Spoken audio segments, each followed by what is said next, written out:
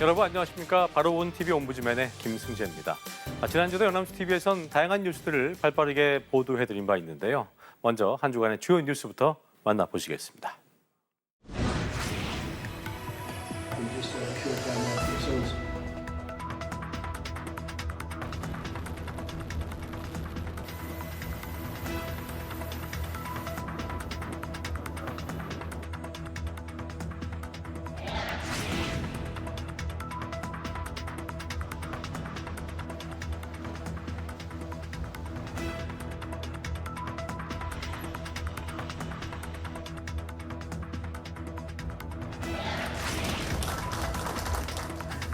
라는 말씀은 저희가 도시락으로 준비했고요.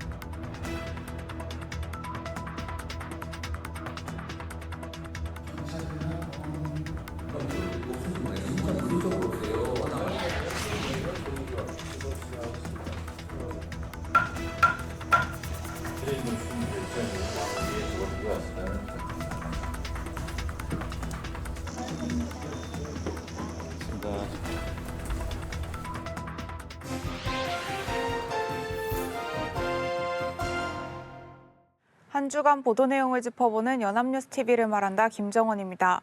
엔진과 연비 중심이었던 자동차 경쟁의 패러다임이 바뀌고 있습니다. AI 기술이 접목되면서 자동차가 움직이는 문화기술 공간으로 진화하고 있는데요. 연합뉴스 TV 보도를 통해 살펴보겠습니다. 차량용 인공지능이 일상적인 질문에 막힘없이 답하는 시대가 됐습니다. 대규모 언어 모델 기반의 AI 기술이 적용되면서 정해진 명령어를 넘어 자연스러운 대화가 가능해졌고, 운전자가 바람을 쐬고 싶다고 말하면 AI가 상황을 판단해 창문을 여는 등 맥락을 인지하는 유기적인 제어도 구현되고 있습니다.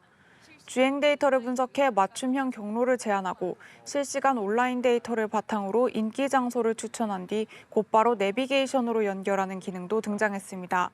스마트폰처럼 소프트웨어 업데이트를 통해 기능이 지속적으로 확대되는 것도 특징입니다. 과거 마력과 엔진이 자동차 경쟁의 기준이었다면 이제는 소프트웨어와 AI 성능이 미래 자동차 시장의 새로운 생존 기준으로 자리 잡고 있습니다. 이 보도는 차량 AI 기술의 발전 양상을 구체적인 기능 사례와 업계 관계자 인터뷰를 통해 생생하게 전달했습니다. 자동차 경쟁의 패러다임 변화를 명확한 대비로 짚어낸 점도 인상적이었습니다. 한편 차량에 탑재되는 AI가 수집하는 주행 데이터와 대화 내용 등 개인정보 보호 문제에 대한 언급이 없었던 점은 아쉽습니다. 또한 AI가 차량을 직접 제어하는 상황에서 오작동이나 해킹 등으로 인한 안전사고 가능성도 제시했다면 기술 혁신의 편의성뿐만 아니라 이면의 위험성도 균형 있게 전달할 수 있었을 것입니다. 정부가 촉법소년 연령 기준을 강력, 중대, 반복 범죄에 한해 조건부로 낮추는 방안을 추진하겠다고 밝혔습니다. 공론화 이후 5개월 만에 나온 절충안인데요. 연합뉴스 TV 보도를 함께 보시겠습니다. 정부는 강력 중대 반복 범죄에 한해 촉법소년 연령을 현행 14세 미만에서 13세 미만으로 일세 하향 추진하겠다고 밝혔습니다. 중대범죄의 구체적인 기준은 명시하지 않았지만 살인, 강도, 성범죄 등이 포함될 것으로 보입니다. 이재명 대통령의 공론화 지시 이후 5개월 만에 나온 결론으로 공론화 절차 마무리 후에도 2달 넘게 발표가 미뤄질 만큼 논쟁이 첨예했습니다. 시민조사에서는 연령 하향 찬성 의견이 높게 나타났습니다.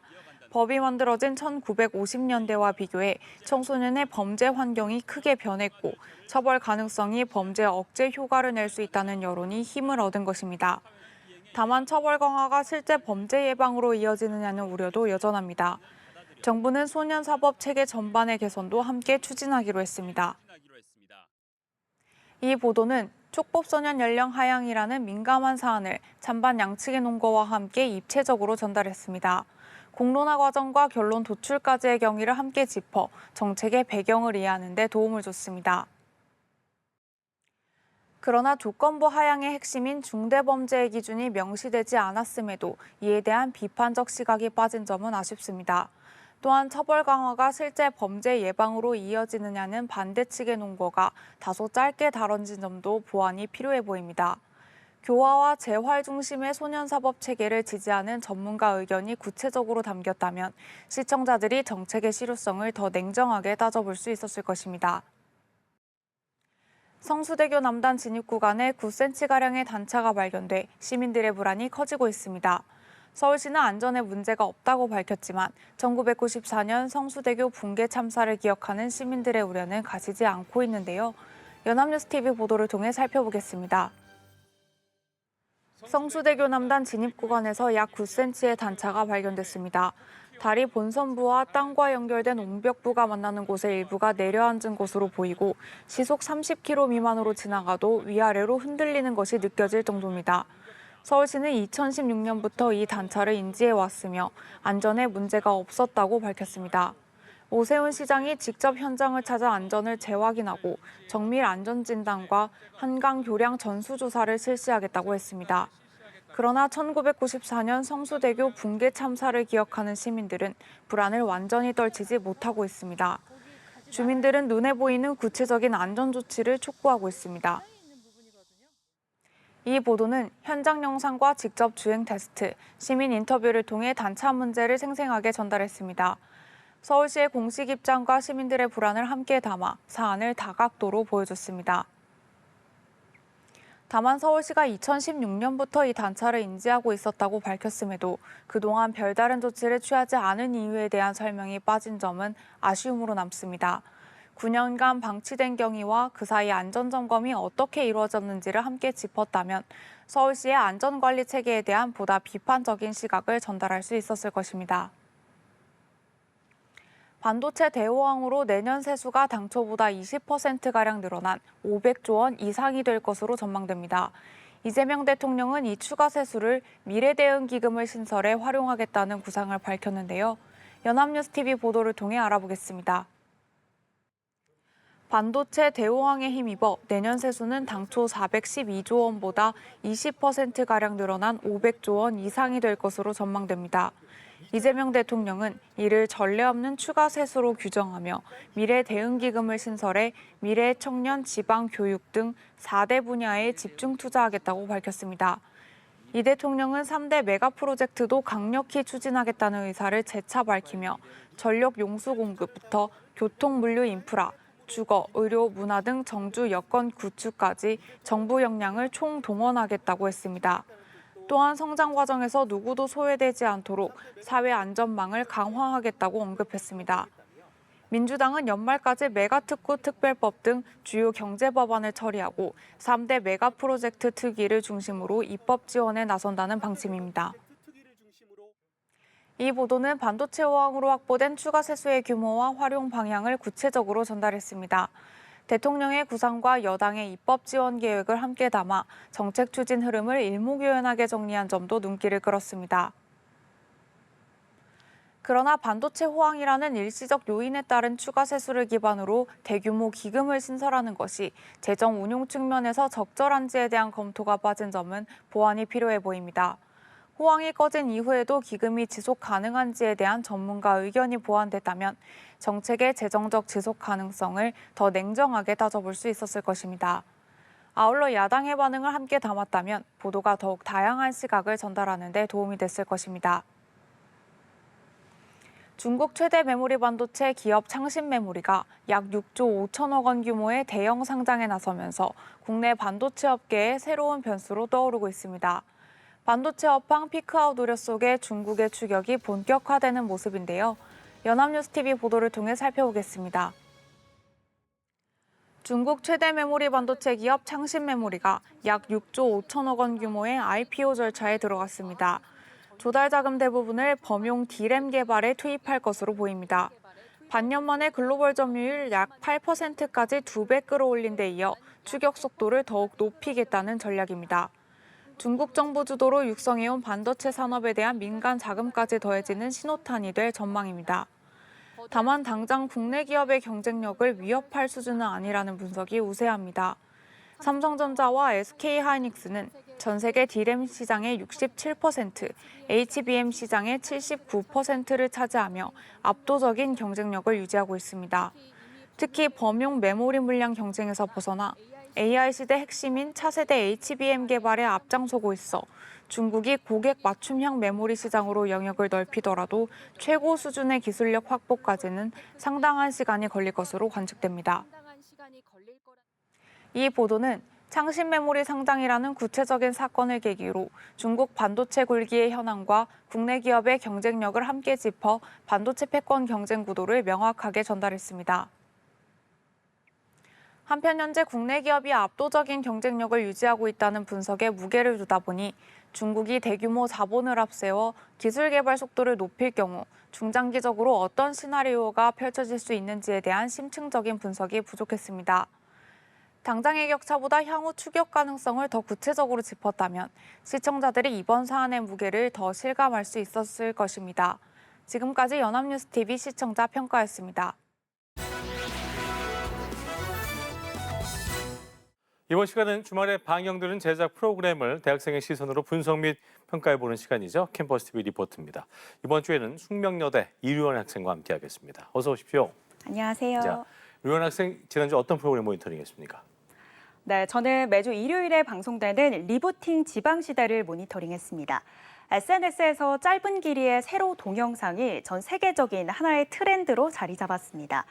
연령대도 MZ세대에서 더욱 확장이 되면서 국적 불문, 나이 불문하고 유행을 함께 공유하는 형태가 되어가고 있는데요.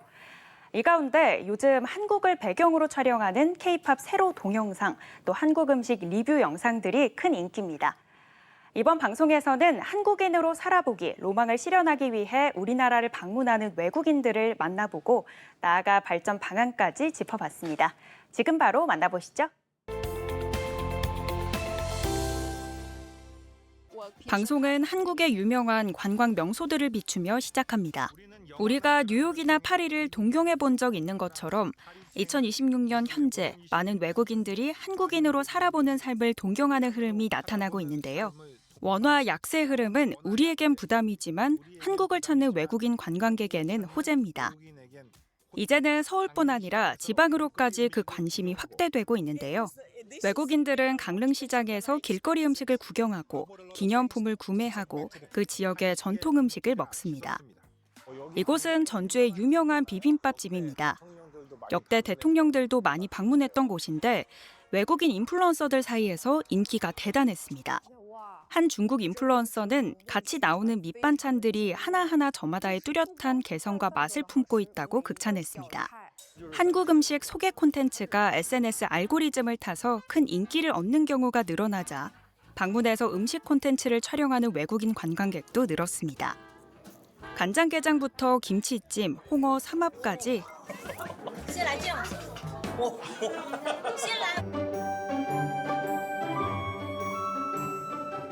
다양한 한국 음식을 맛보는 외국인 관광객들. 보통 프랑스에서는 한국식 후라이드 치킨과 한국식 고기구이 정도만 알려져 있는데 직접 와보니 한국 음식이 훨씬 더 다채롭다는 걸 깨달았다고 프랑스 인플루언서는 전했습니다. 한국에 대한 관심의 시작은 K-팝, 드라마 등 한국의 대중문화였는데요. 과거의 한류는 타국 멀리에서 스타를 바라보는 데 그쳤다면 이제는 직접 한국에 와서 한국인으로 살아보기로 확장되고 있습니다. 한식을 먹고 한복을 입는 것으로 실현되는데요. 이번엔 전주 한옥마을에서 한복을 착용하고 있는 한 중국 인플루언서를 만났습니다. 평소 한국 사극 드라마를 볼 때 화면 속 인물들이 입던 옷과 똑같다고 말하면서 조선시대로 시간여행을 한 것 같은 신비로운 기분이 든다고 전했습니다. 한국 고궁에서 화려한 한복을 입고 SNS에 업로드하는 것은 현재 타인의 부러움을 살 수 있는 체험이자 여행이 됐습니다. 사람들의 정, 맛있는 한국말의 음식, 한옥 사이를 걸을 때 느껴지는 깊은 분위기 등 모든 것에서 한국적인 매력이 풍긴다고 전했는데요. 관광객들은 직접 한복을 입고 한옥을 거닐고 사진을 찍고 분위기를 만끽하면서 한국을 온전히 느낍니다. 이들에게 한국은 더 이상 한 번 바라보는 풍경이 아니라 한 번쯤 살아보고 싶은 시간이 되고 있습니다. 사실 한국인으로 살아보기 열풍의 시초는 2002년으로 거슬러 올라가는데요. 2002년 K-드라마의 원조 이 겨울 연가에서부터 시작됐습니다. 이어서 방송은 당시 드라마의 촬영지이기도 했던 한류 관광의 발상지 남이섬을 찾았습니다. 내국인보다 외국인의 비율이 훨씬 많았는데 현장에 나간 취재기자 혼자만이 한국 사람일 정도로 외국인의 비중이 압도적이었습니다. 남이섬에서도 여러 외국인 관광객들을 만났습니다. 한 필리핀 관광객은 오랫동안 이 여행을 계획했는데 마침내 오게 되어서 너무 행복하고 신난다고 전했습니다. 겨울 연가는 이 관광객의 오랜 인생 드라마였다는데요. 한국 방문에 대한 소망은 27년 전부터 가지고 있었는데 다들 남이섬이 아주 로맨틱한 장소라고 하는 만큼 그 분위기를 직접 느끼기 위해 찾았습니다. 남이섬은 해마다 발전을 해나가고 있는데요. 가상과 현실의 경계가 지워진 섬, 한국적 환상에 관광객들은 열광하고 있습니다. 올해 한국 방문 관광객 수는 2023년 1,103만 명에서 시작해 계속해서 우상향 곡선을 그렸고 2026년 올해 처음으로 2천만 명 고지를 돌파할 전망입니다. 그 가운데는 한국인처럼 살아보고 싶다는 강력한 문화적 동경이 자리 잡고 있다고 방송은 전했습니다. 이제는 지도에 찍힌 랜드마크를 방문하는 것을 넘어서 정말 한국의 깊숙한 숨결을 느끼고 싶어 한다는 겁니다. 한 노르웨이 관광객은 일본, 홍콩, 중국, 마카오까지 모두 가보았는데 분위기가 아주 달랐고 한국은 그중에서도 특히나 사람이 따뜻한 나라라고 전했습니다. 한국의 전통 문화와 서로를 존중하는 태도에 대한 감상을 전했습니다. 관광 사업은 국가 생존을 위한 또 지방 소멸을 막을 희망입니다. 이미 서울에는 오버 투어리즘 수준으로 많은 여행객들이 방문하고 있는 만큼 외래 관광객들이 지역으로도 이동할 수 있게끔 다양한 노력이 필요하다고 한국관광공사 관광사업본부장은 전했습니다. 전국 방방곳곳을 새로운 동경의 영토로 만드는 일. 인구 소멸 시대에서 우리가 준비해야 할 한국 관광의 다음 여정이라는 말로 방송은 마무리됩니다. 자, 모니터링한 내용 잘 봤습니다. 류현 학생 이번 리부팅 지방시대 보면서 어떤 점이 가장 와닿았습니까? 네, 저는 일단 이 남이섬에 외국인 관광객이 정말 많아서 깜짝 놀랐습니다. 맞아요. 정말 K-드라마의 위력이 대단하구나 실감했고요. 또 방송에 나온 대로 아직 방문 인구 대부분이 서울에만 머무는데 제주도, 부산, 요즘 핫한 거제, 여수까지 우리나라의 또 다른 매력을 가진 멋진 곳들이 정말 많은 만큼 얼른 더 활성화시켜서 외국인들이 K-로망을 실현하기 위해 더 다양한 지역을 찾아 방문하면 좋겠습니다. 그러니까요. 요즘 앞에 K자 붙으면 그렇게 핫한 이슈가 된다고 하잖아요. K컬처의 승승장구를 저도 기대해 보겠습니다. 지금까지 이류현 학생과 함께했습니다. 고맙습니다. 네, 고맙습니다.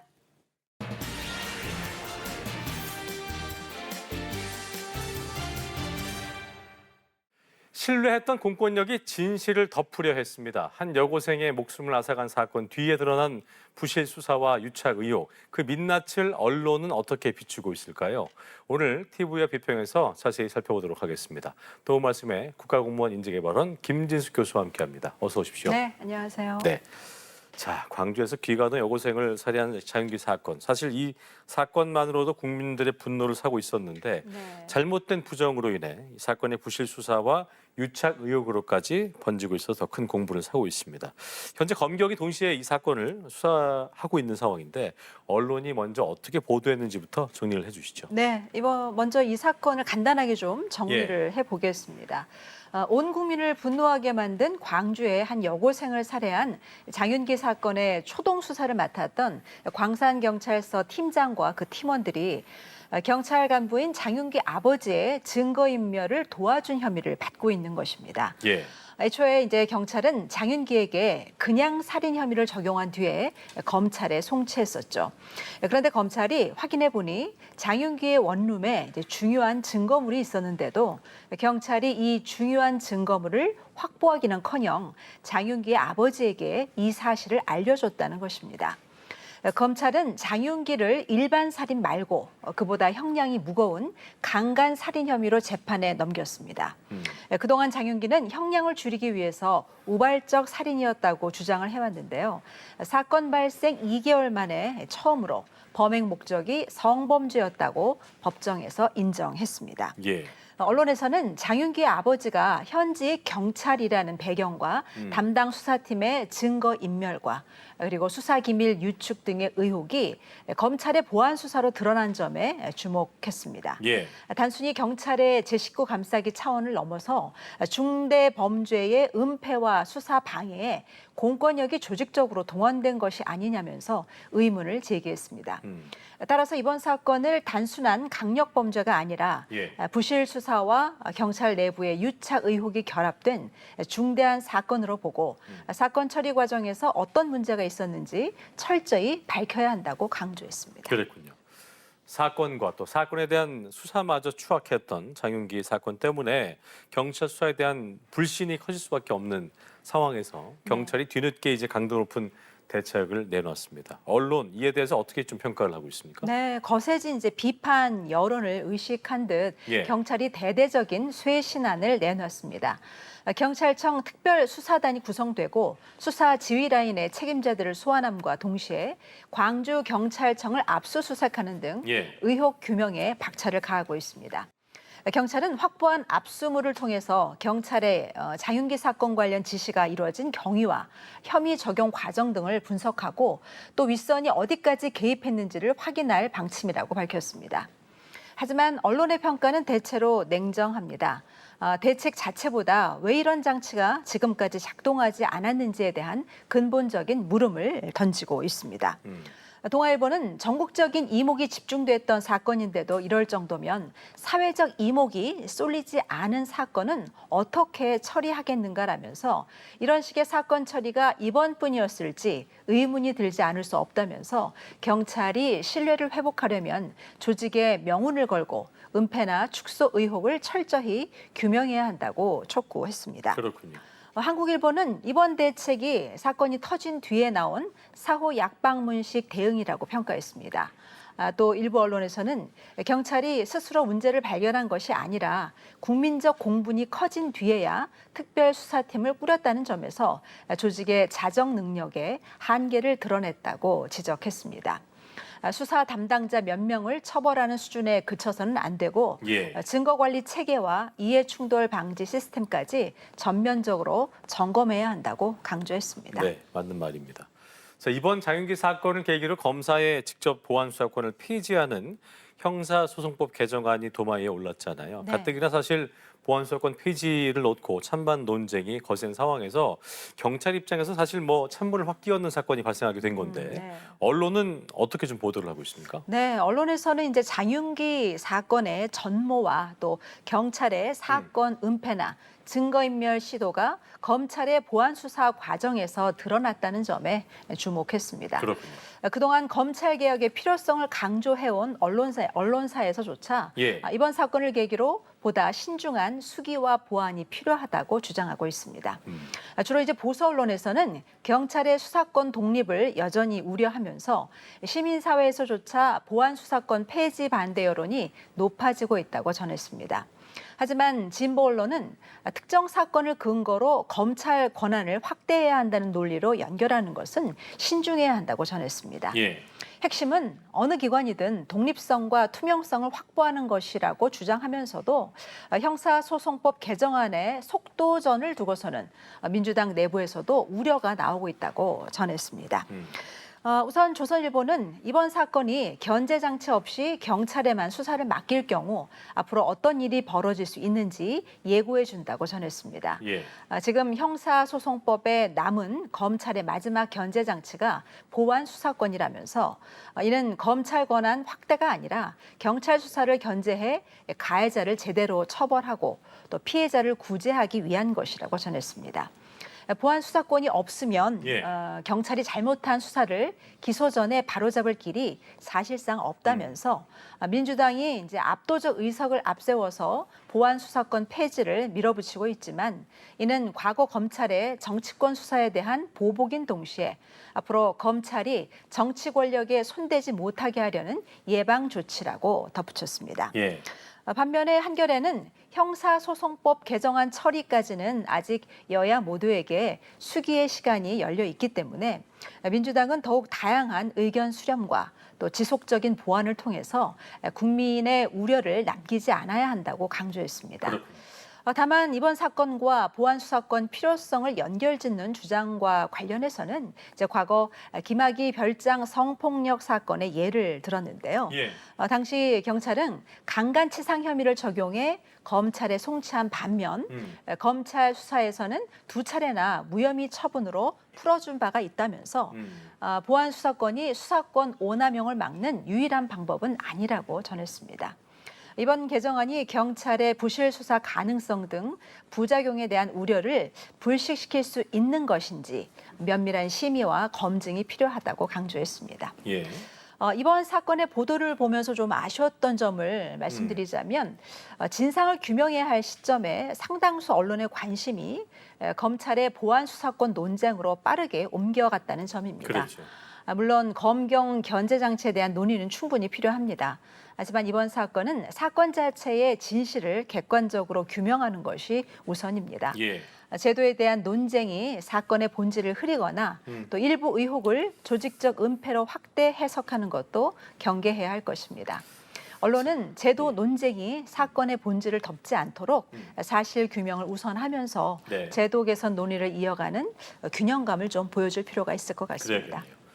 현재 경찰인 장윤기의 아버지와 동료 경찰이 범행 은닉과 또 증거 인멸에 나섰다는 건 그만큼 경찰 내부의 이해충돌 관리 시스템이 허술했다는 걸 고스란히 보여준 거 아니겠습니까? 네. 언론이 특히나 팩트와 그로 인한 우려를 잘 짚어줘야 될 대목인 것 같은데 어떻게 좀 보도가 이루어졌습니까? 네, 언론에서는 이제 이번 사건이 특정 개인의 일탈을 넘어서 경찰 조직 내부의 폐쇄성과 또 온정주의 문제를 보여주는 사례일 수 있다고 분석했습니다. 예.